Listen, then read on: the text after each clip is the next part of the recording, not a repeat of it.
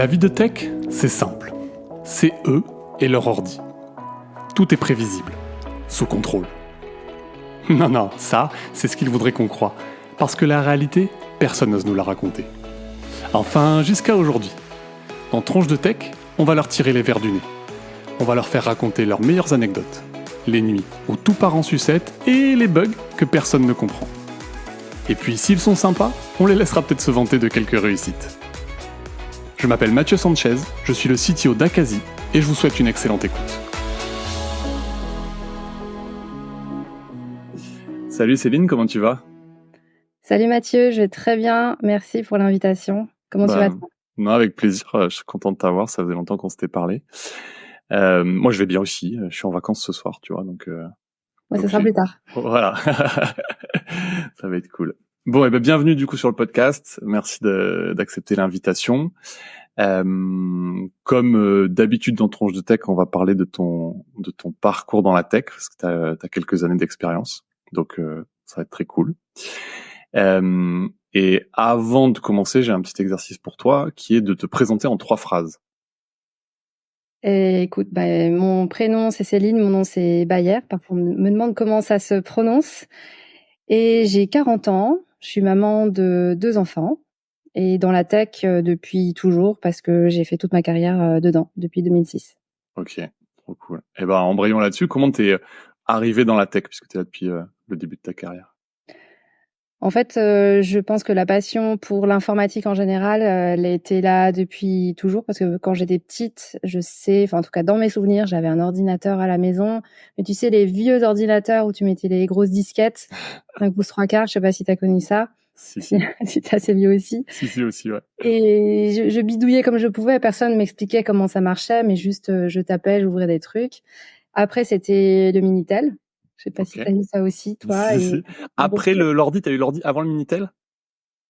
Oui, mais c'est un ordinateur, je sais pas comment il est arrivé dans la maison. Ma maman n'est pas du tout dans l'informatique. Je sais pas comment c'est arrivé là. Il y a que moi, je pense, qui le touchait.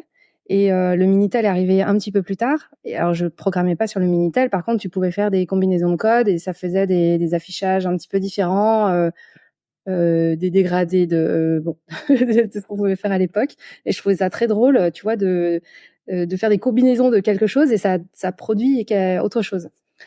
Et un peu plus tard, j'ai passé beaucoup de temps au travail de ma maman, à son bureau. Donc elle était pas dans l'informatique, mais elle utilisait l'outil informatique parce qu'elle était secrétaire technico-commerciale. Et c'est là où j'avais un ordinateur, donc un vieux Windows. Il y avait aussi Internet. Et donc là, j'y passais des heures à essayer plein de choses. C'était basique au départ, c'était pas du tout de la programmation.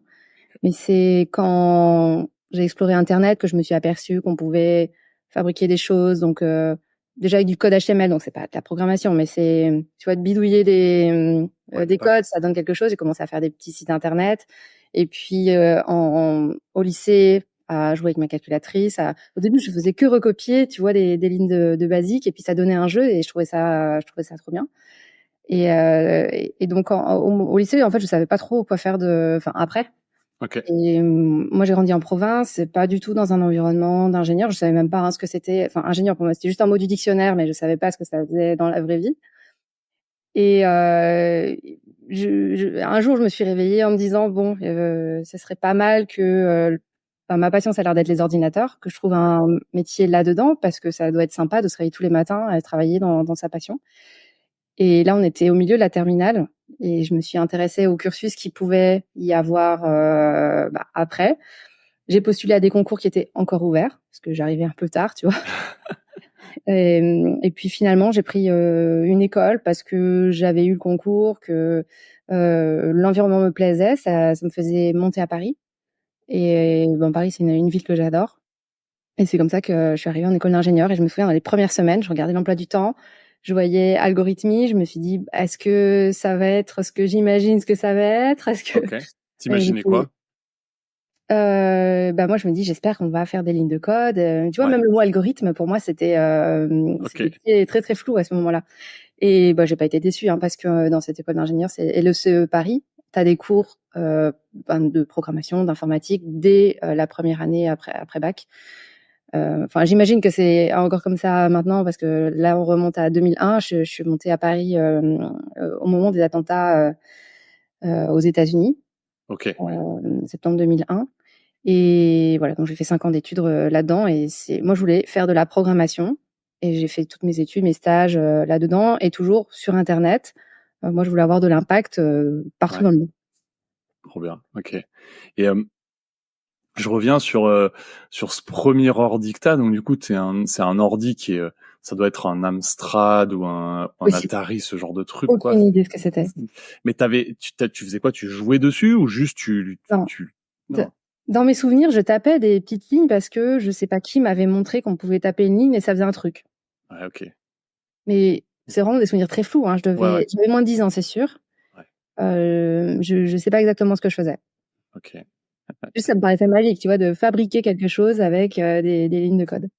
Ouais, ouais. Et puis je sais pas, je vois très bien. Moi, j'ai aussi toujours eu comme toi cette espèce d'attraction pour ce truc qui était quelque part dans la maison, tu vois. Donc il y a eu le Minitel aussi où effectivement je sais pas bien comment ça marchait le Minitel, mais je crois qu'effectivement beaucoup de Français se sont retrouvés avec ça puisque c'était, je crois, sponsorisé par l'État. Il y a eu un truc comme ça où en fait, il te le donnait en fait ce Minitel. Tu vois, il équipait les foyers. Donc il y a eu cette espèce de transition jusqu'au moment où il y a eu Internet et où ça a complètement disparu. Quoi. Mais ça me parle pas mal du coup ce parcours-là. Et du coup, donc ce que tu dis, c'est qu'en fait, tu veux faire de l'informatique, mais en fait, t'as pas vraiment creusé la programmation avant ça, en fait, toi. Tu la découvres vraiment après en école, c'est ça? Exactement, en fait, avec le recul, je me dis, je faisais déjà un peu d'algo et de programmation sur le tas, tu vois, avec ma calculatrice ou sur internet, mais sans savoir que ça s'appelait comme ça, sans savoir qu'il y avait des métiers derrière. Bon, finalement, je me suis pas trompée de faire des études dans un sujet qui me passionnait. Et bon, maintenant, on sait qu'il y a plein de métiers, tu as beaucoup d'offres d'emploi là-dedans. À l'époque, en 2001, comme c'était les attentats, beaucoup de gens, et puis il y a eu la bulle aussi, internet, on me disait: «Mais attention, tu es sûre, que c'est cette filière, est-ce que vraiment tu auras un travail à la fin?» Mais je pense que quand tu commences tes études, tu as pas toujours, cette réflexion-là: «Est-ce que je vais avoir un job après?» C'est juste, tu as envie de progresser Ouais, dans c'est dans une ce passion, domaine-là. quoi. Ouais, Oui. ouais, ok. Ah, mais je vois très bien. Et t'as pas, du coup, sur ton chemin avant le supérieur, enfin avant l'école d'ingé, tu as pas des gens que tu croises qui sont qui ont un peu cette passion-là? T'es vraiment entre guillemets un peu toute seule dans ce monde-là, toi. Oui, c'est ça. Ok. Bah, non, non, pas trop, je sais même pas si je connaissais des gens qui avaient un ordinateur, chez eux au Ok. moment où j'étais au collège, en tout cas. Après à l'école, j'adorais les cours de technologie, je sais pas si ça existe encore, donc c'était bah, si, des fois, il y avait un peu d'informatique, c'était des vieux Mac, tout petits là, les petits cubes, Ouais.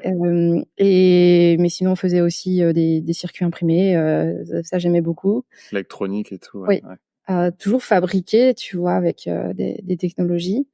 Mais non, non, je pense pas. Il y a personne qui m'a vraiment, initiée à ça. Je me souviens aussi d'une autre expérience, on était allés au Futuroscope, Ok. et à cette époque-là, il y avait un endroit où il y avait une espèce d'allée où il y avait que des ordinateurs connectés à internet. Moi, j'ai dit à ma mère: «Moi, je reste là. Je voulais faire aucune attraction, je reste là». Excellent.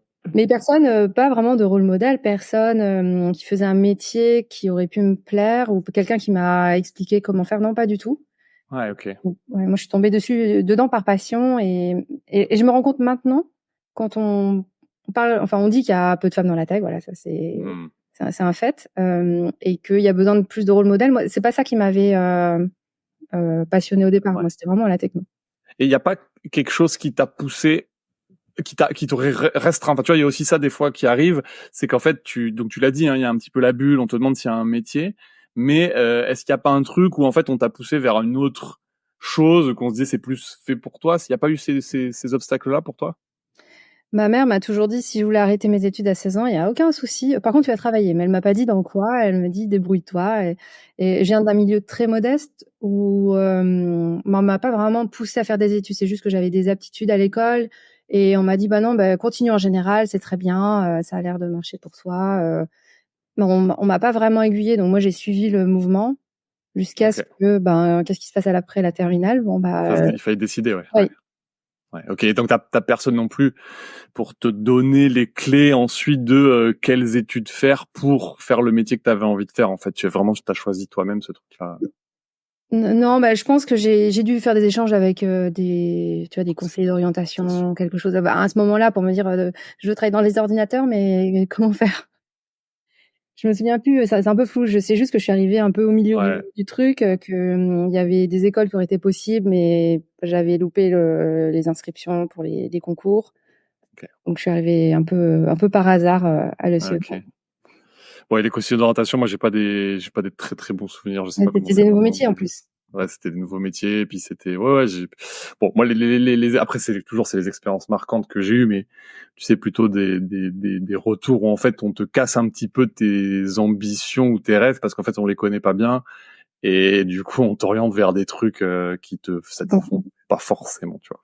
Je disais, je sais pas si tu connais Fabien Toulmé, qui est un auteur de BD, qui fait des trucs hyper cool. Enfin, il fait des trucs hyper intéressants. Il avait fait une BD sur un immigré syrien en fait qui s'en va de Syrie pendant la guerre, qui vient en France. Et il raconte toute son histoire. Enfin bref, il raconte des trucs assez cool.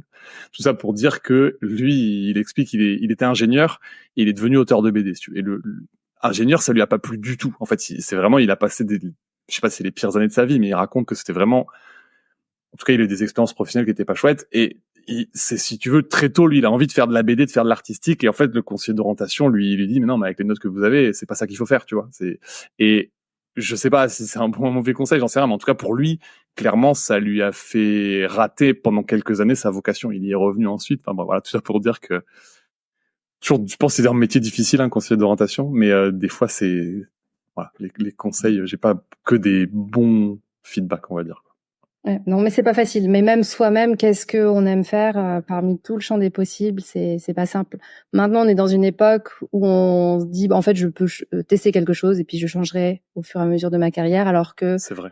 j'étais encore dans la génération, on se disait, bah, attention, faut pas se tromper parce que tu vas rester Oui. longtemps dans cette entreprise. C'est vrai, ouais. C'est vrai que ça, je pense, que c'est chouette pour les générations à venir, c'est qu'on est un peu plus, on sait qu'il y a plus d'expérimentation possible. C'est vrai que c'est un bon point. Avant, moi, j'ai le souvenir, même quand j'ai commencé ma carrière, que j'avais l'impression que je ferais toute ma vie dans la même boîte, en fait. Tu vois, c'était il y a 15-20 ans, donc, ça a pas mal évolué depuis, quoi. Cool. Ok. Eh ben, chouette pour ton parcours, Céline. Enfin, ton début de parcours. Est-ce que je peux te demander si sur tes années d'expérience, si je te demande une expérience marquante de la prod, qu'est-ce que tu as en tête en premier?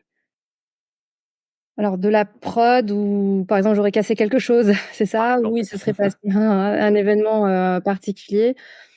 Bah, pendant mon expérience au journal sportif L'Équipe, qui était quand même assez longue, bah, il s'est passé tout un tas de choses. Alors, pour me rappeler les détails exacts, c'est pas forcément évident. Forcément, j'ai dû, à un moment ou à un autre, tout le monde l'a fait, mettre le site de l'équipe.fr en page blanche ou quand ça répond plus parce qu'à l'époque, on n'avait pas, tu vois, d'outils qui automatisaient les mises en prod, où dès que tu touchais un petit fichier en astreinte, bah, boum, tu cassais Ouais. tout.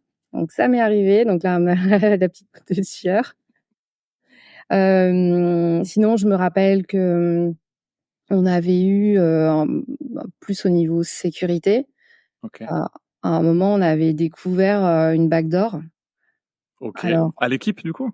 oui, c'était à l'équipe. Alors bon, déjà ça remonte, je pense qu'il y a prescription Ok. et mais je me rappelle plus des détails exacts. Par contre, je sais qu'on s'est retrouvé avec, une URL qu'on pouvait appeler et puis, tu te retrouves avec un shell, donc un écran noir où tu pouvais taper des commandes et tu avais accès à tout Ok. le serveur et en fait, en creusant, on s'est aperçu que le fichier, était là depuis, très longtemps, dans un dossier où personne n'allait jamais et comme, bah, c'était encore une époque où on déployait pas tout automatiquement parce que Mhm. maintenant, bah, en production, tu déploies que ce dont tu as besoin et puis le reste, ça n'existe plus, puis dès que tu en as plus besoin, ça Oui. disparaît. Oui, Heu, puis souvent, quand tu déploies aujourd'hui, ça écrase, en fait. oui, Tu voilà, mets une nouvelle, tu repars de zéro, en fait. Alors qu'à l'époque, ce que tu dis, c'est que c'est pas le cas. c'était pas le cas et on s'est retrouvé avec un fichier, bah, qui donnait accès à tout quand tu avais une URL, qui pointait dessus et en plus, c'est quand on l'a découvert, c'était plus possible de mettre des choses à cet endroit-là, mais ça venait d'un autre endroit, mais qui avait été fermé quelques années auparavant. Donc, le truc a été activé, qui était dormant depuis longtemps, a été activé d'un coup. Ah, vous l'avez détecté parce qu'il a été activé, c'est ça? Oui, oui, oui, il s'est passé des choses bizarres. Puis on l'a retrouvé dans les logs. Alors, je peux plus te raconter exactement les détails, c'est parce que Ouais. je me souviens pas trop, mais je sais que on s'est aperçu qu'il y avait un fichier dormant depuis longtemps à cet endroit-là et qui a été activé. Donc heureusement, on s'en est aperçu. Mais c'est pour dire que, tu vois, des fois, tu te dis bon bah ça a pas bougé depuis longtemps, aucun risque. Bah en fait, si, il peut y avoir des choses qui traînent, personne ne l'a vu et il faut faut faire le ménage régulièrement. Ouais. Ouais. Alors honnêtement, je me souviens plus trop des impacts, mais ça Ouais. m'avait quand même marqué de me dire: «Mais comment on peut Quelqu'un a pu laisser». laisser aussi Ouais, longtemps. quelqu'un est arrivé chez nous, a déposé, le petit cheval de Troie là et il se balade, on sait pas c'est qui. Et Hem, si je peux te poser la question là-dessus, je sais pas si tu peux me répondre, mais parce que du coup, donc l'équipe, tu vois, donc on voit bien le site, tu as l'impression un petit peu que, enfin pirater l'équipe, c'est plutôt, faire du DDoS en fait, tu vois? Essayer de le rendre oui, on en a inaccessible, eu aussi.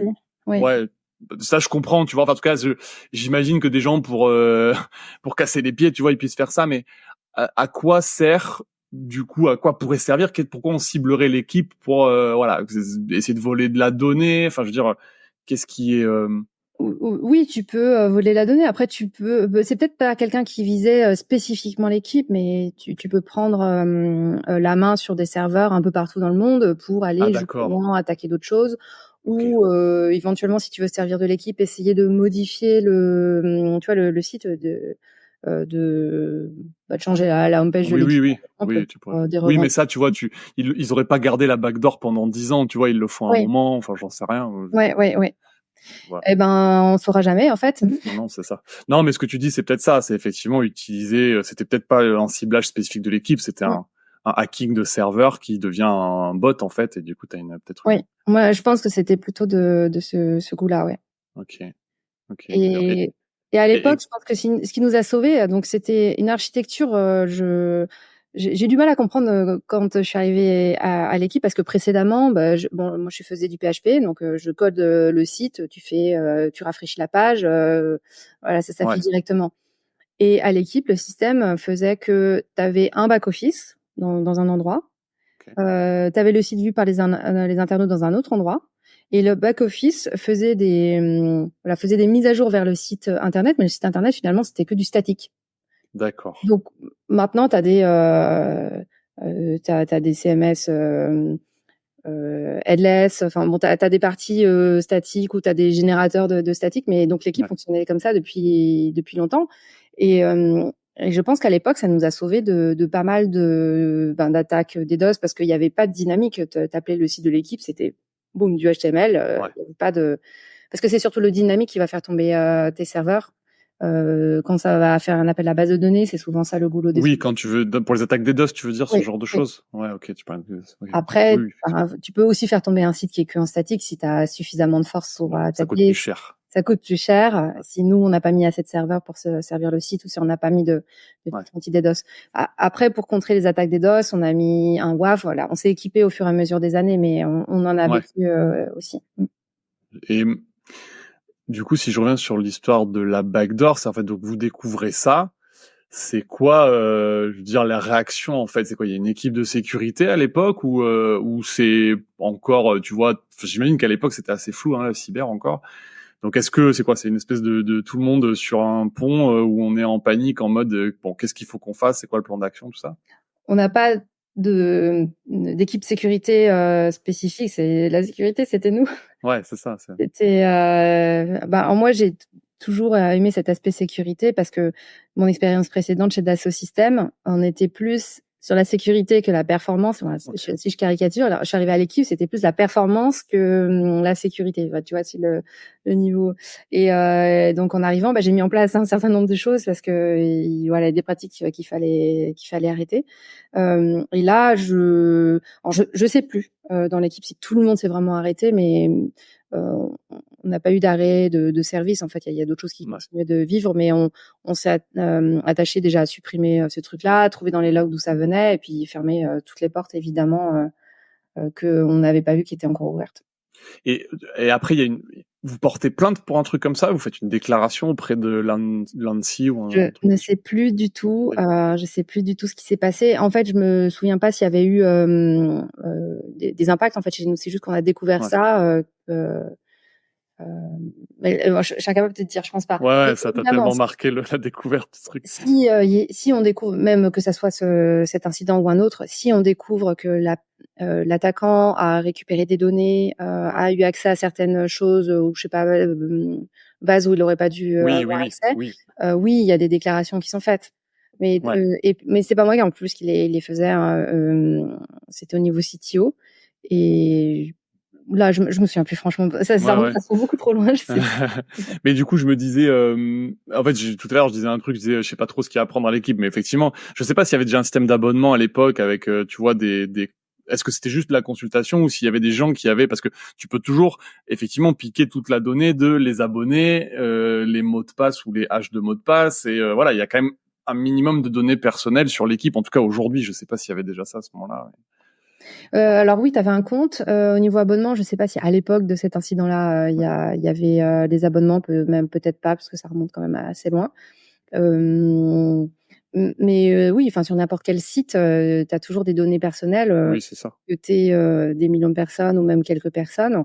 Il suffit de pas grand-chose pour que, tu vois, un vol de données, ça puisse mener à d'autres, tu vois, un vol d'identité.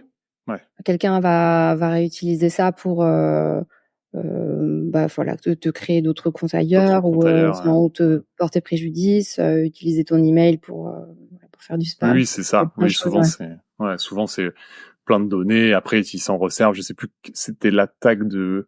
Enfin, c'était LinkedIn qui avait été piraté. Je sais plus en quelle année. Et en fait, il y avait une base énorme de login mot de passe qui avait été craquée et ils s'en étaient servis pour pirater Dropbox parce qu'il y avait un employé, je crois, tu vois, qui avait le même mot de passe sur son compte LinkedIn, sur ouais. son compte Dropbox. Et en fait, sur le volume, tu peux réutiliser de la donnée. C'est-à-dire qu'il y a plein de gens qui ont des bonnes pratiques de sécurité, d'autres qui n'en ont pas, et il te suffit de 2-3 personnes pour arriver à faire des choses assez Maintenant, correctes. les bonnes pratiques de sécurité, c'est que tu utilises un système qui gère tes mots de passe, en fait. Tu as Ouais, même plus besoin de retenir ton mot de passe. Il est différent sur tous les sites. c'est ça. Et je me souviens d'une astuce aussi, si vraiment tu n'utilises pas pour retenir, enfin, de logiciel pour retenir tes mots de passe, il y a plein de sites où tu mets n'importe quoi, et puis le jour où tu as besoin du site, Oui, tu tu fais oublies le un mot de reset. passe.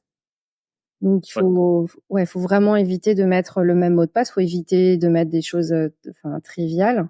ouais. Et encore, maintenant, on est un cran plus loin, c'est que le mot de passe n'est plus suffisant. Il faut la double authentification avec ton device, et puis une application Téléphone. d'authentification. Ouais, c'est ça. Bon.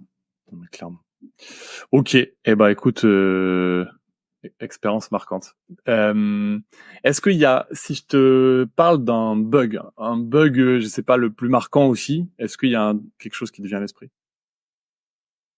C'est l'actualité qui me fait penser à ce bug. On est en plein JO. Ah Moi, oui, c'est vrai. ouais, donc encore à l'équipe. J'ai passé 8 ans et demi là-bas, donc Ok. c'est beaucoup de mes souvenirs. En 2016, j'étais sur le pont pour gérer les Jeux olympiques, donc pendant quasi tout le mois d'août, et il y a un bug, qui, nous a fait perdre beaucoup de temps. C'était, sur un classement de médailles. Alors je me souviens plus qui était en jeu à ce moment-là, si c'était le classement général, je sais plus si c'était un classement d'une catégorie en particulier. Mais je sais que c'était pas, tu vois, pas le bon classement, et c'est quand même hyper important, tu vois, Ouais. les nombres de médailles, c'est pas de l'à peu près, quoi. Tu te dis: «Oh, c'est on a une Surtout médaille que près». l'équipe, c'est la référence en France Voilà, non, là-dessus. oui, Ouais. oui, on est sérieux à l'équipe, on a des vraies données, et en fait, les données, elles étaient bonnes, hein. Mais c'est le rendu, parce qu'on générait un graphique pour le mobile. C'est ce rendu-là qui était pas bon, et les données en base de données, on va dire, étaient bonnes. Et j'ai dû creuser, aller dans le code, et j'ai trouvé une ligne qui récupérait les données, mais qui faisait pas le bon calcul, enfin, je sais plus quoi, et Le il bon y avait, tri, quoi. Ouais. ouais, et il devait y avoir une histoire de, tu vois, 1 égal au lieu de 2, où il manquait de triple égal. En fait, dans l'informatique, quand tu compares 2 données, Ok. Ouais. tu utilises un opérateur, enfin, en tout cas en PHP, tu utilises un opérateur où il y a 2 égales. Ok. Heu, pour voilà, savoir si c'est la même chose. Mais si tu oublies un des deux égale, si tu fais égal, c'est une assignation. Donc en fait, il y en a un qui prend la donnée de l'autre et puis du coup, ben ça te retourne vrai puisque c'est la même chose. Donc ça devait être un truc de ce goût-là. Et le triple égal, ça existe aussi en PHP. Et là, je parle d'une époque, moi je codais là, je parle de 2016. Hein. Le triple égal, c'est tu vas vérifier que c'est la même chose, mais c'est aussi du même type. Ouais, c'est ça. Et bon, bref, je sais pas si c'était exactement ça, mais c'était un truc de ce goût-là. Et il y avait une ligne dans le code, dans l'algorithme, qui faisait qu'on faisait pas exactement le bon calcul et ça ne s'affichait pas. Mais c'était vraiment ça, c'était une assignation à la place d'une comparaison ou pas? Parce que si c'est ça, ça faisait n'importe quoi, du coup, a priori. Non, je sais pas si c'est, je sais plus, mais c'était un truc de ce goût-là où il y avait juste un caractère, tu vois, qui était pas bon. Ouais. Je me souviens plus de quel morceau d'algo, mais c'était juste sur une ligne, un caractère qui n'allait pas. Et ça foutait la grouille partout. Mais ce qui était bizarre, c'est qu'on a vécu d'autres Jeux Olympiques avec ce code qui n'avait pas bougé depuis. Ah ouais. Donc je ne sais plus comment on n'a pas pu s'en apercevoir auparavant.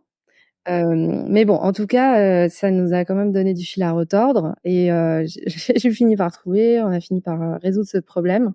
Voilà, donc ça c'est des exemples de bugs où on est obligé de le faire tout de suite parce que les JO, ça revient 4 ans après.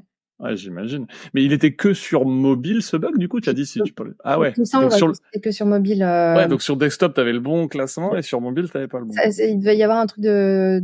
Bah, en fait, je ne sais plus exactement. J'essaie d'être précise, mais j'y arrive pas.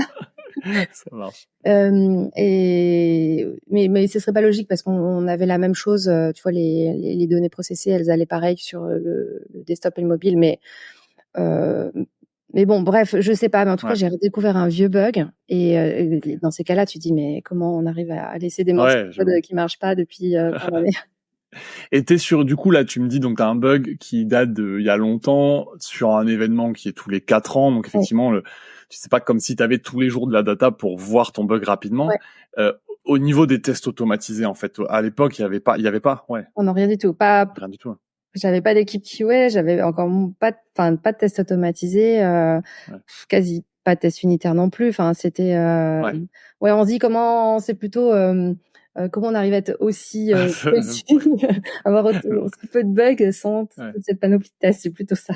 Ouais, c'est ça, oui, parce que régulièrement sur le site de l'équipe, t'as quand même ce type de classement ou de calcul de données ou de choses en fait qui doivent être testées. J'imagine qu'aujourd'hui ça a dû vachement progresser. Oui, et il y a une équipe QA maintenant. Ouais, ok. Bon, cool. Donc normalement pour les JO de Paris, pas de bug de médaille quoi. On espère. J'espère. Je croise les doigts pour eux. Et ben trop cool, effectivement, c'est dans l'actualité. J'avais une question mais je l'ai oubliée, c'est pas grave. Ok, et ben cool pour ça. Et ça sera peut-être encore l'équipe du coup vu ton expérience là-bas, mais c'est quoi ta plus grosse bêtise de dev / CTO, ce que tu veux? Je pense que j'ai dû faire des tas de conneries dans tout ce que j'ai fait. Je pense que j'ai pas de cas précis qui me revient en tête, mais je sais que j'ai déjà dû, tu vois, genre supprimer une table de base de données. J'ai déjà dû. Donc là, t'es content quand t'as des backups. Ouais. J'ai déjà parlé tout à l'heure de mettre le site down. Ouais, ok. Et sur l'équipe, alors pareil, je sais pas comparer par rapport à aujourd'hui le trafic et tout que tu avais à l'époque, mais je veux dire le sit down à l'équipe, c'est quoi la réaction? C'est une catastrophe, c'est le stress, c'est bon, c'est pas grave, ça arrive, tu vois, c'est que comment on réagit à ce genre. C'était plutôt c'est pas grave, ça arrive. Enfin, si c'est un peu grave quand même, mais juste focalise-toi sur le résultat. Et je me souviens quand je suis arrivée, il y a un collègue qui m'a accueilli en disant déjà relax, on soigne pas le cancer ici, donc oui, on est vu par beaucoup de monde, ça reste du sport, ça reste un site internet, donc on fait attention à ce qu'on fait évidemment, mais on sauve pas les vies, hein, donc il faut garder quand même la proportion. Donc on était sérieux, on faisait des choses, personne n'avait envie de mettre le site à plat. Et en comparant avec ce que j'avais vu précédemment à Dassault Systèmes, c'était un peu l'inverse. Des fois, on se faisait rabrouer, ou tu vois, c'était la grande escalade parce qu'on avait oublié un point virgule dans un communiqué de presse. Enfin, c'était alors que en réalité le site était vu par quelques personnes, quelques milliers de personnes par mois ou par jour, je sais plus. L'équipe, c'était des millions par jour. Ouais, oui, oui. Donc personne ne voyait le donc lui, on devait le mettre en production des communiqués de presse à 7h00, tu vois, pas 7h01, pas 6h50, Ouais. mais à 7h00. À l'époque, c'était pas du tout automatisé, donc on appuyait sur le bouton, il fallait Pas que ça faire. prenne plus d'une minute, ouais. Ouais, exactement. Alors que, ok, ça reste un communiqué de presse. Ouais. Honnêtement, personne n'allait vérifier s'il était à la minute Ouais. sur le site internet. Donc, C'est marrant. ouais, grande différence de Culture, quoi. de culture et gestion des incidents. Et pourtant, à l'équipe, ouais, ça arrivait, hein, qu'on ait des incidents, des gros trucs qui marchent pas. Et ben voilà, c'est pas grave, on est tous ensemble. Peut-être qu'on arrête le reste de l'équipe et tout le monde vient s'entraider. Il y C'est avait une culture plus agile, en fait, c'est ça, hein, concrètement. Oui, et puis ben ok, tu tombes, bah tu te relèves. C'est peut-être le sport aussi, hein, qui fait ça. Tu C'est vrai, ouais. as le droit de te tromper. Ok, tu avances. Ouais, c'est marrant, j'aime bien ton analogie avec la culture du sport, ouais, c'est peut-être ça, effectivement. Mais c'est ton exemple avec Dassault, enfin, moi, je sais pas, j'ai pas non plus fait 50 000 grands groupes, moi j'ai fait Air France, tu vois, mais c'est vrai que je retrouve ce truc de, t'as l'impression, j'exagère un peu, mais t'as l'impression qu'effectivement, on veut contrôler beaucoup de choses, en fait. Et quand tu veux contrôler beaucoup de choses, c'est à la fois, je pense, un peu stressant pour les gens, et puis ça te ralentit quand même, parce qu'en fait, t'es toujours à mettre des process pour beaucoup de choses, et des fois, les process, c'est pas toujours positif, tu vois, t'as des process qui te ralentissent, qui te paralysent, et faut trouver le bon curseur, et donc, je sais pas, tu vois, Dassault, c'est une boîte, et j'imagine il y a plein de, comment dire, c'est une boîte du CAC 40, Dassault, je pense, donc c'est une boîte avec des contraintes fortes, et puis c'est Exactement, plein. Dassault Systèmes. Alors, j'y étais avant que ça soit dans le CAC 40, mais c'était déjà une grosse boîte, Ouais. avec effectivement beaucoup de process, beaucoup d'historique aussi, parce qu'elle était assez enfin, ils avaient créé alors Dassault Systèmes, déjà pour mettre dans le contexte, c'est pas Ouais. Dassault Aviation. Dassault Aviation est un client de Dassault Systèmes. Dassault Systèmes est éditeur de logiciels, et c'est le logiciel le plus connu, c'est Ecatia. Ok, oui, je vois, c'est pour Donc le tout autour de la modélisation 3D, 3D, ouais, là. Ouais. modélisation 3D, mais ils font bien plus que ça. Ils font de la modélisation même de processus, de plein de, enfin Ok. ouais, et tout le cycle de vie de produit, mais quel qu'il soit, matériel, immatériel. Enfin, tu peux tout faire avec. Oui, il y avait beaucoup de process, beaucoup de politique, très grosse boîte, des moyens aussi. Et moi, j'étais dans une entité qui s'occupait des sites internet corporate, événementiels, donc un peu plus cool, un peu. On avait moins de process, enfin en tout cas dans notre entité, mais quand même, il y en avait certains. Et on devait composer avec les process externes, mais on n'avait pas, je me souviens des collègues pour pousser du code, c'était tu vois, du versionning limite maison avec un Ouais. truc, enfin un énorme truc qu'il fallait respecter. Moi, je voyais ça avec des grands yeux. À l'époque, nous, je crois qu'on avait mis Subversion. Je sais même pas si ça existe encore. Ouais. On est passé Ouais. sur Git. Mais on avait le choix, tu vois, de pas utiliser forcément tout le process d'Dassault Systèmes. Et j'ai vu ça de plus ou moins loin. Et je me suis dit, non, moi, je veux pas aller là-dedans. Moi, je suis Ouais. désolée dans des plus petites sociétés. Ok. Ouais. Donc, après, du coup, c'est après que t'as fait l'équipe, ça c'était avant l'équipe, du Oui, coup. oui. Ouais, J'ai ok. fait 5 ans chez Dassault Systèmes. Après, je suis allée à l'équipe. Et c'est là que j'ai fait 8 ans et demi. Et Ok. après, j'ai fait d'autres expériences dans des sociétés plus petites. Mangopay, Ouais, qui est une ok. société qui fait du paiement sur Internet. Vision, qui est une start-up dans l'intelligence artificielle. Enfin, start-up, mais Ok. je sais pas combien ils sont aujourd'hui, mais ça se trouve, ils sont une centaine. Ça devient vite gros, ouais. Oui, ils ont grossi très vite. Et ensuite, je suis passée chez Before Bank. Alors là, moi, j'ai cru que c'était, tu vois, l'esprit startup et scale-up, parce que c'est une banque en ligne, parce que c'est une Ouais. petite filiale, mais ça reste une filiale du groupe Crédit Agricole, et je me suis retrouvée dans les gros process que j'avais vus. Ouais. Souvent, tu hérites un peu quand Oui. c'est un fork, en fait, de, ouais. Et donc, j'ai dit non, en fait, ça va pas du tout à l'allure où je veux aller. Donc j'ai changé, et maintenant je suis chez Lemonway, qui fait des Ok. paiements sur Internet. Et là, je suis plus dans mon élément où on est entre 130, 150, ça dépend si tu comptes les stagiaires, Ouais. les temporaires. Euh, Au total ou juste à la tech? non, au total, non, non, Total, non, ouais. à Total. la tech, on est 35. Ok. Oh, c'est pas mal. Et quand même, oui, Ouais, une belle une équipe. grosse équipe. Ouais. Mais je me sens plus dans mon élément parce que on a plus facilement de l'impact. T'as Oui. pas, tu vois, des gros comités où il y a 40 personnes autour de la table avec des décisions qui vont prendre 5 ans. Ouais. C'est Oui, puis tu peux changer plus facilement tes façons de faire aussi Oui. quand tu es une équipe de 35. Si tu veux implémenter une nouvelle méthodologie, tu peux changer, tu peux quand même faire changer tout le monde et puis t'adapter. Ça reste compliqué, ça reste pas Oui, c'est simple d'emmener tout le monde et de faire du changement, mais oui, t'as un peu plus de latitude comme ça. ouais, ok, c'est cool. Du coup, tu m'as dit que les Bonneways, faites du paiement, faites quoi exactement? Oui, on facilite les paiements sur internet. On fait de l'encaissement pour le compte de tiers. Qu'est-ce que Ok. c'est ça? C'est quand tu vas sur Voyage SNCF, tu peux acheter ton billet. Enfin, Ouais. Voyage SNCF, pardon, SNCF Connect. Trop vieille, moi. SNCF Connect. T'achètes ton billet et tu peux dire je prends une assurance qui est pas obligatoire. D'accord. Et en fait, dans ton Ok. panier, tu te retrouves avec à la limite du multi-marchand parce que la SNCF Ouais. n'a pas le droit d'encaisser de l'argent pour le compte de l'assureur. Et Ok. c'est là où il y a besoin de tiers comme les Monway. Ok. Donc en fait, toi, tu récupères le paiement et tu vas le Oui. distribuer aux différents marchands. En fait, c'est ça? Oui, en gros, c'est ça, oui. On fait de la marketplace aussi où la marketplace a différents marchands à rémunérer avec des commissions peut-être selon les Ok. marchands. Tu as aussi du crowdfunding, donc où il y a plusieurs personnes Ok. qui vont contribuer à un projet. Voilà, donc tout ce type de paiement. Non, on fait Ok. pas juste du paiement entre deux personnes. Hein. Oui, voilà, c'est ça. Ok. On fait Ouais. du B2B, B2B2C. Et on a un produit qui est modulaire, donc soit tu peux t'occuper des paiements d'entrée, soit juste du cantonnement des fonds, soit de Ouais. la sortie, soit l'ensemble.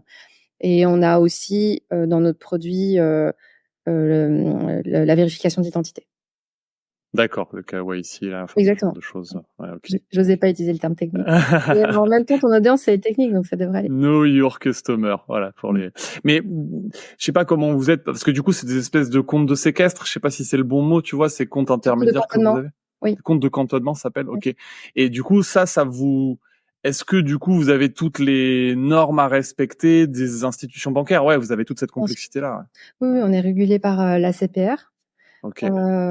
Pas aussi parce qu'on a des cartes qui transitent, on a la norme PCI DSS.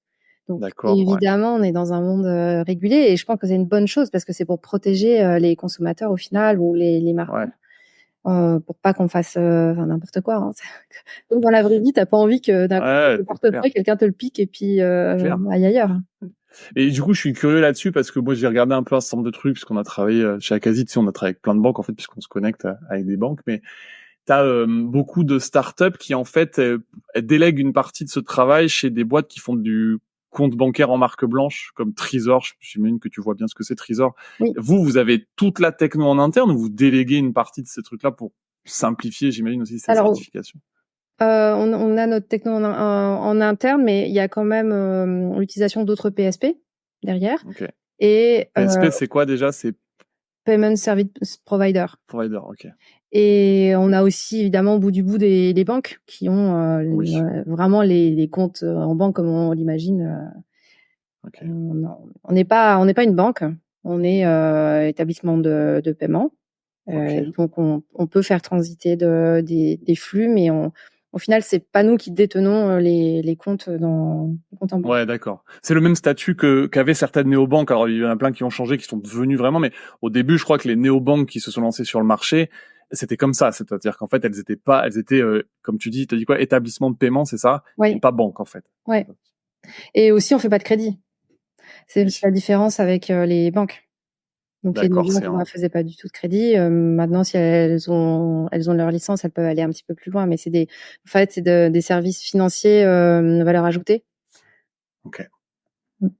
Donc, c'est régulé différemment. Enfin, ok. Oui, c'est pas les mêmes licences, mais bon, ça reste quand même très réglementé.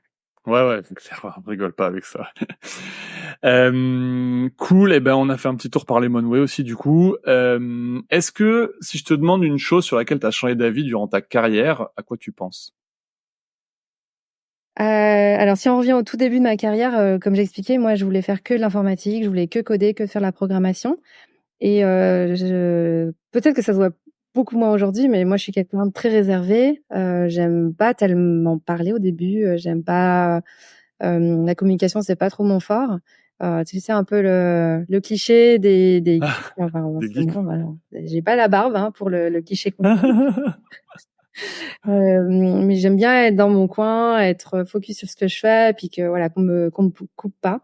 Hem, Au final, on a commencé à me donner un petit peu plus de responsabilités, à gérer une équipe, et je me suis aperçue que le management, ou en tout cas le travailler dans le collaboratif, ça me plaisait beaucoup. Faire des projets en équipe, travailler à plusieurs, aller voir d'autres personnes, comprendre, les autres métiers. Et donc au final, maintenant je fais que du management. Donc j'aime Ok. toujours la tech. Hem et Ça maintenant fait longtemps que du coup, quand tu dis tu fais que du management, ça veut dire concrètement aujourd'hui, t'as plus les mains sur le clavier pour coder des trucs. Tu fais plus de mise en non, prod, tu fais non. plus, voilà. Et depuis, ça fait longtemps? Je dirais, jusqu'en 2017, je faisais encore de l'astreinte, donc je touchais encore, parfois au code.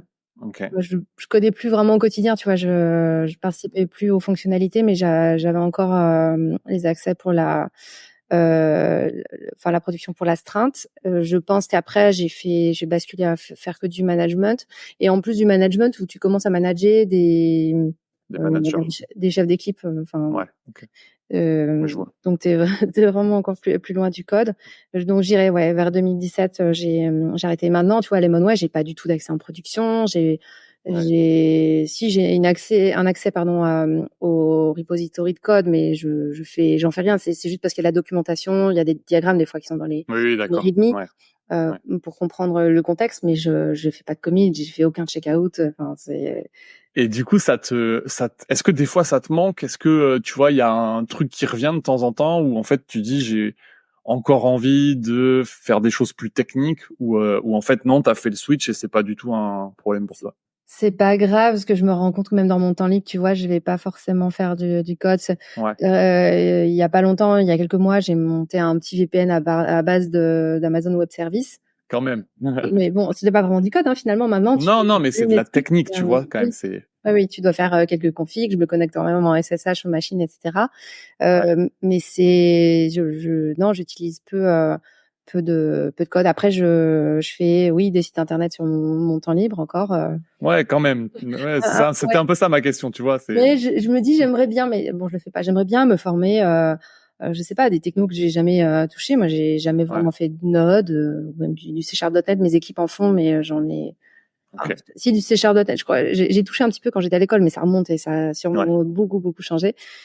Et des fois, on me parle de nouvelles technos ou de nouvelles façons de faire. J'aimerais bien jouer un petit peu avec. Et puis bon, finalement, j'ai pas le temps, et Ouais. tant pis, quoi. Faut faire des choix.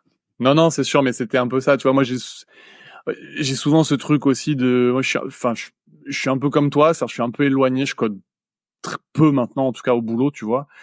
Et j'ai eu déjà cette période-là avant, et en fait, j'ai eu un truc cyclique, tu vois, de revenir à un moment où j'avais vraiment besoin de me remettre vraiment dans de la tech, coder et m'éloigner un petit peu du management sans le quitter tout à fait, mais tu vois, avoir un équilibre différent.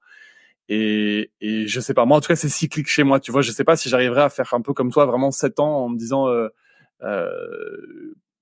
comme la marche que tu vois, la marche que tu montes et que tu redescends jamais. Moi j'ai l'impression que des fois j'ai besoin de retrouver, je sais pas si c'est un tempérament.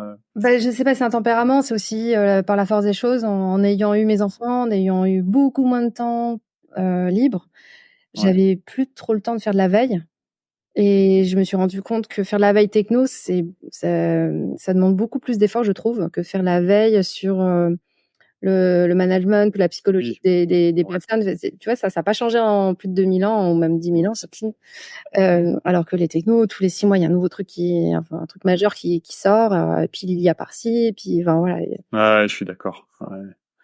Non mais t'as raison, les compétences en management sont plus stables entre guillemets, je pense sur. Ouais, c'est contre-intuitif, mais c'est le cas. Il y a beaucoup de gens qui se disent: «Ah non, je peux pas gérer des humains», mais oui, les humains sont tous différents. Mais Ouais. il y a quand même, une base, commune à tout le monde, et après, bah, oui, il faut s'adapter à chaque personne. Mais je trouve que ça demande moins de veille que le code. Ouais, non, mais je te rejoins, je suis d'accord, je comprends bien, je comprends bien. C'est juste que c'est comment dire, des satisfactions différentes. C'est des Mmh. métiers quand même où tu Mmh. trouves pas forcément les mêmes choses pour Mmh. toi te nourrir entre guillemets. Donc il faut que si tu fais du management, il faut que tu trouves de la satisfaction dans le fait de manager. mais elle est vraiment différente de celle de coder un truc. Et donc c'est là que, en fonction des tempéraments, tu vois, t'as plus ou moins besoin, je pense, de l'un ou de l'autre à des périodes de ta vie aussi, je pense. Ce qui me plaisait dans le code, c'était, tu vois, à partir de petites briques, tu arrives à construire des choses. Ouais. Mais finalement, avec des équipes, tu arrives à construire de plus grandes choses. Donc, je pense que c'est ça ma satisfaction. Peut-être, toi, c'est une autre motivation que tu as dans le code. Et en tout cas, c'est ce que je retrouve de similaire. Ok. Non, mais je vois. Ok. Très bien. Céline, est-ce qu'il y a... c'est quoi la chose qui t'énerve le plus? Ah bah alors dans la gestion des personnes, ce Ouais. qui m'énerve, c'est les gens qui mettent le moral de tout le monde à bas, qui sont tout le temps en train de râler sans proposer de solution, qui tournent toujours autour des mêmes thèmes et on a envie de leur dire mais passe à autre chose. Enfin ouais, ça m'agace. Les gens qui se plaignent sans proposer de solution. Et tu t'as je sais pas, est-ce que tu as des exemples de choses ou des techniques même pour comment tu gères ces personnes-là dans ton équipe? Parce que quand il y en a, il faut bien faire avec, il faut bien trouver des solutions. Alors il y a plusieurs choses. Déjà, enfin, je commence par exprimer là où je suis pas forcément d'accord. Ok. Quand je vois des choses qui, tu vois, qui remuent. En fait, faut pas laisser les choses s'accumuler ou, enfin, ne rien dire, c'est pas terrible. Donc des fois, je préfère quand même mettre les pieds dans le plat, dire que voilà, tel truc me plaît pas. Une autre technique peut-être un petit peu plus douce, c'est la technique de voir les choses sous un autre angle, tu vois, de voir l'angle optimiste de la chose qui semble être négative au départ. T'as aussi la technique d'aller mettre ton énergie sur les personnes qui sont positives et puis pas écouter la Ouais. négativité. Ça c'est pas facile hein, parce que j'ai tendance à aller tu vois réparer les problèmes donc aller m'attarder là où ça va pas mais en fait il faudrait mettre son énergie sur ce qui va et en fait ça va faire tache d'huile Ouais. et ça va aider tout le monde à aller mieux. Mais t'arrives ouais, c'est ça, c'est la question, c'est ça déteint sur le reste de l'équipe des fois cette négativité en fait, ce truc de voilà, certains problèmes que des fois ils sont pas si graves donc tu les mets sous le tapis parce qu'en fait t'as d'autres chats à fouetter où il y a des trucs plus prioritaires quoi. Mais t'as quelqu'un qui te le ressort tout le temps et qui vient je sais pas, peut-être stresser tout le monde ou comme tu disais démoraliser tout le monde et voilà, est-ce que tu vois, tu fais quoi? Tu essaies de mettre les gens à l'écart ou tu essaies de leur changer quand même d'état d'esprit? Bah, je vais donner un exemple, mais donc sans nommer, enfin voilà, on anonymise un petit peu, mais mardi, en réunion management, on a parlé d'un projet qui avait été comment dire, codé. Et puis finalement, on s'aperçoit qui est pas utilisé. Donc en fait, en gros, on me dit bon, on a travaillé pour rien. Je dis bon effectivement, je comprends. Bah en fait, on fait des erreurs des fois. En fait, on gagne pas à tous les coups. Donc voilà, j'ai déjà ce débat-là avec les managers. Réunion d'équipe beaucoup plus élargie l'après-midi. En fait, c'est parce qu'on avait présenté le plan d'évolution de nos microservices. Il y en avait certains, tu vois, qu'on avait fait, puis que finalement, on va arrêter. Et en fait, le même débat est revenu. Je commençais à voir, tu vois, les gens qui envoyaient des messages en parallèle de la réunion pendant que, tu vois, on parlait. Et à un moment, je me dis non, mais en fait, je vais intervenir, je vais dire ce que je pense et que et pareil, donc répéter. Ok, j'ai bien compris que ce truc-là, on l'avait fait pour rien. Ouais. Mais à coup de part. En plus, moi, j'étais pas du tout là, donc tu vois, je prends un historique. Donc réexpliquer, voilà, parfois ça arrive de se tromper, de pas prendre les bonnes décisions. Maintenant, vous avez fait le job Ouais. très bien. Peut-être vous avez appris j'espère aussi des choses en faisant. Et donc même si c'est pas utilisé, c'est vrai que c'est dommage, mais tu vois, en tant que artisan, t'as pas, enfin t'as appris aussi des choses au Ouais. passage. Voilà, donc je me suis dit non mais je vais être obligée de dire quelque chose. Je vais Ouais. pas juste laisser les gens troller comme ça dans le chat. Je vais dire ce que je pense. Donc, je sais pas si le message est passé, mais c'est vrai que c'est un sujet récurrent, un peu latent. De temps en temps, hop, il y avait une petite pique sur ce truc-là. Et je dis, Ouais. maintenant, passons à autre chose. Ok, Ouais. on a compris. On passe à autre chose. Non, mais je vois bien.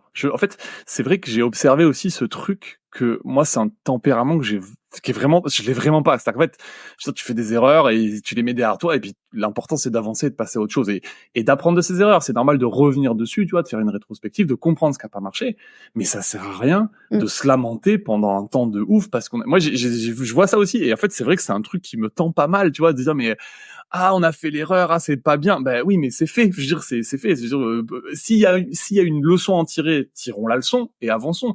Mais passons pas du temps à dire on n'aurait pas bien fait, c'est nul. Tu vois, c'est vraiment, et je vois que tu l'observes aussi, ça me rassure, tu vois.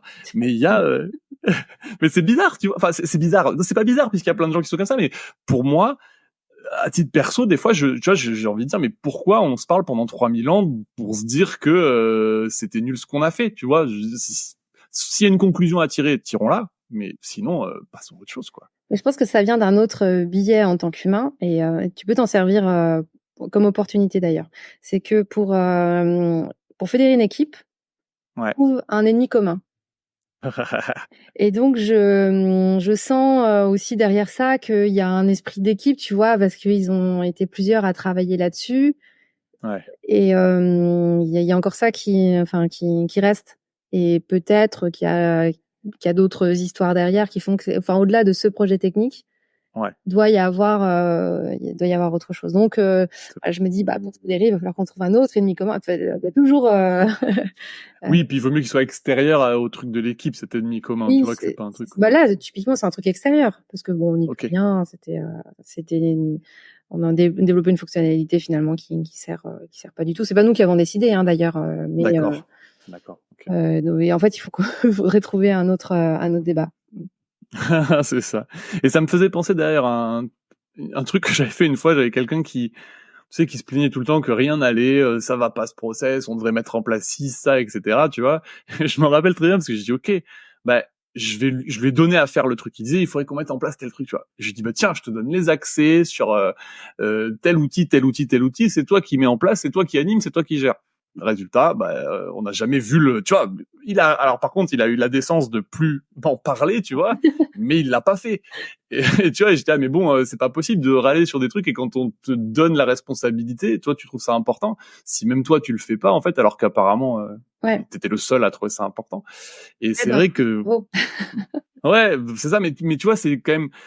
Et honnêtement, c'était pas un piège. Tu vois, je pensais c'était important pour lui et je lui donne le truc parce que je dis, comme ça, il va être content, il l'aura fait. Et j'étais surpris de me dire, et là, j'ai vu la personne aussi d'un autre œil. C'est-à-dire, je me suis dit, en fait, râler pour râler, c'est pas, voilà, ça marche pas, quoi. Ça marche pas. Bref, donc, à tester. Enfin, tu la connais, l'image. Qui veut du changement? Il y a toutes les mains qui se lèvent. Oui. Qui veut faire le changement? T'en as un ou deux, et puis, voilà. Qui le fait effectivement, c'est clair. Je suis d'accord. Ok, en tout cas, je te comprends. Je compatis avec ce truc qui m'énerve aussi. Qu'est-ce que t'aurais fait, Céline, si t'avais pas été dans la tech? Je pense que j'aurais fait de la pâtisserie. Et tout à l'heure, quand je disais que j'avais fait, tu vois, au collège, au lycée, on m'a dit fais des études générales parce que ça marche bien. À l'époque, c'est vrai que c'était hors de question de faire une voie professionnelle parce que, je sais pas si c'est toujours le cas, j'espère pas, mais on envoyait en voie professionnelle pour faire de la pâtisserie que les personnes, les jeunes qui arrivaient pas à suivre la voie générale. Oui. Je trouve ça tellement dommage. Alors moi j'aurais adoré faire la pâtisserie, donc j'en fais en loisir, mais je pense qu'un jour je ferai le CAP pâtisserie. Ah ouais? Pas forcément pour changer de métier, mais au moins pour le challenge et le plaisir, ouais. Ouais. C'est un truc juste, c'est pas la cuisine en général, c'est vraiment la pâtisserie. La pâtisserie, ouais. Et qu'est-ce qui est différent du coup de la cuisine en général sur la pâtisserie? C'est pas du tout pareil. La pâtisserie, t'as une recette à suivre avec, tu vois, des grammages, des techniques, et t'as plus qu'à dérouler. Ouais. Et moi, ça me va dans mon esprit, tu vois, ingénieur mathématique. Je suis le process, je pas, et ça donne ce que ça doit donner. La cuisine, je trouve ça trop freestyle, où tu fais un peu de ci, un peu de ça, à peu près. Enfin, et c'est au jugé. Alors, j'y arrive, hein, si tu veux. La cuisine, j'en fais. C'est pas un souci, mais je préfère la pâtisserie. Ouais, je trouve que c'est beaucoup. La pâtisserie, ce que tu dis, c'est que c'est un peu plus cadré, en fait, un peu plus précis, c'est ça? Ouais. Ok, marrant. je regarde pas Top Chef ou ce genre de truc, tu vois, donc je suis pas très. Mais il y a Top Chef et il y a Le Meilleur Pâtissier qui sont effectivement 2 émissions différentes, je crois, c'est ça, non? Je sais pas si Oui, c'est 2 émissions Ouais, différentes. c'est 2 émissions différentes, donc effectivement c'est pas les mêmes. Et dans Top Chef, t'as la pâtisserie aussi. T'as la pâtisserie un peu, ok. Ouais. Ok. Non, mais oui, c'est pas effectivement. Ça me parle aussi ce que tu dis sur le côté de la cuisine, c'est un peu plus freestyle. Mais du coup, est-ce qu'il y a pas un côté plus artistique dans la cuisine, tu vois? Peut-être. Moi, je pense que je suis plus artisan que artiste. Ok. Même je fais du dessin, je fais du piano, je fais voilà pas mal de choses comme ça, mais toujours sous l'angle de la technique. Ok. Ouais, t'as ce truc de précision, de perfectionner un truc que tu refais entre guillemets à l'infini. Ok. Après, tu peux le faire dans la cuisine aussi, mais dans la pâtisserie, si tu changes les proportions, par exemple, tu auras pas du tout le même gâteau ou le même résultat. Oui, alors qu'en cuisine, tu peux des fois avoir une bonne surprise, en fait, Ouais. en ratant ton plat, en fait. Ok, écoute, marrant. Est-ce que, on a balayé pas mal de sujets, Céline, là. Je pense que je t'ai posé à peu près toutes les questions que je voulais te poser. J'en ai une quand même dernière. Est-ce que tu as une anecdote marrante à propos de toi? Alors, je sais pas si c'est une anecdote marrante, par contre, il y a des questions récurrentes qui me sont posées très souvent, notamment par rapport à mon âge. Bon, je l'ai donné en tout début de Tu l'as dit, ouais. podcast, dans l'épisode, mais souvent, les gens sont très étonnés, me donnent beaucoup moins que mon âge. Ok. Donc pendant longtemps, ça me fatiguait parce que La crédibilité, en fait. ouais, voilà, quand tu vois, à 30 ans, tu fais encore 18 ans, bon, c'est marrant. Et puis, on te demande si t'es stagiaire, non, c'est pas ça. non, mais oui, on m'a demandé, je me souviens une fois, je devais avoir, je sais pas, 25 ans, et on m'a dit, alors comment ça s'est passé le bac? Parce qu'on était au moment du bac. Je sais, bah ouais, je l'ai passé en 2001, en fait, ça fait longtemps. Excellent. Et maintenant, je prends de manière plus philosophique en me disant, bah écoute, à 50 ans, je ferai encore 30 ans et ça sera plus bien. Oui. Ça sera... Oui, je comprends, ça marche mieux à ce moment-là, mais ok. Effectivement, ouais, je sais pas, je te donnerai pas 40 ans comme ça, je comprends que les gens se trompent. Et quand je dis que mes enfants ont déjà 10 ans et 12 ans, et là, je vois dans... Oui, c'est ça. Les gens se disent, attends, ils sont en train de calculer, mais quel âge est là? Quel âge ou à quel âge t'as eu tes enfants? Oui, à quel âge j'ai eu mes enfants? Non, j'avais 30 ans. Ok, excellent. Bon, voilà, les gens le sauront maintenant de pas faire la gaffe. Après, en fait, effectivement, comme tu... Oui, voilà, mais surtout, plus tu vieillis, moins c'est une gaffe, en fait, parce qu'effectivement, plus on est content. Bon, Céline, cool. Merci beaucoup pour tous ces partages d'expérience. C'était riche. On sent que tu as quelques années de trucs sympas que tu as vécu dans la tech, donc c'est chouette. Est-ce que je peux te laisser un petit mot de la fin pour finir? Écoute, oui, merci beaucoup pour ton invitation, pour tous les sujets partagés. Et le mot de la fin, c'est que j'adore échanger avec plein de gens. Donc j'invite les gens qui veulent discuter avec moi, à venir me contacter sur LinkedIn. Alors peut-être je serai pas très réactive, mais en tout cas j'adore connaître de nouvelles personnes, et pour moi le réseau c'est très important. Ok, trop chouette. On mettra ton LinkedIn dans la description de l'épisode. Chouette. Bon, merci d'être venu encore une fois, Céline. Merci pour tout ça. Et puis, je te dis à bientôt. Merci Mathieu. Salut. Au revoir.